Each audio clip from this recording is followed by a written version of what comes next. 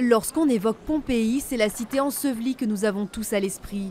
Mais avant que le mont Vésuve entre en éruption, des hommes et des femmes ont été les témoins d'une époque qui nous ramène 2000 ans en arrière.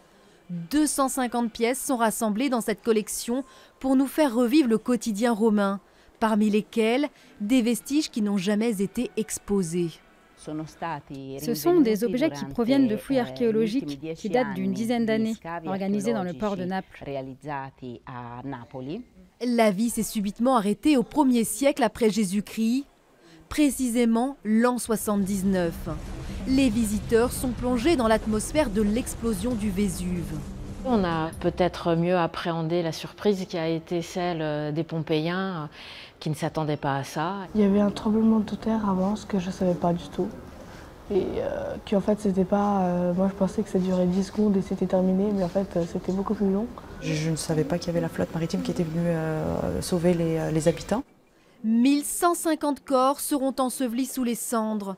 L'atmosphère est pesante car l'exposition s'achève avec des moulages de corps pétrifiés dans la mort de ceux qui furent piégés dans la cité. C'est très émouvant, notamment les corps qui sont là, qui ont été plâtrés. Je ne suis pas un grand connaisseur non plus et grand amateur de tout ça, hein, mais je trouve ça passionnant et j'y reviendrai. Je ne pense pas avoir jamais vu de telles choses en Angleterre. Je ne m'en souviens pas. Pompéi, un récit oublié, est à découvrir jusqu'au 6 octobre au musée de la Romanité à Nîmes. Depuis son ouverture, l'exposition accueille 7000 visiteurs par semaine. Elle compte attirer pas moins de 150 000 personnes.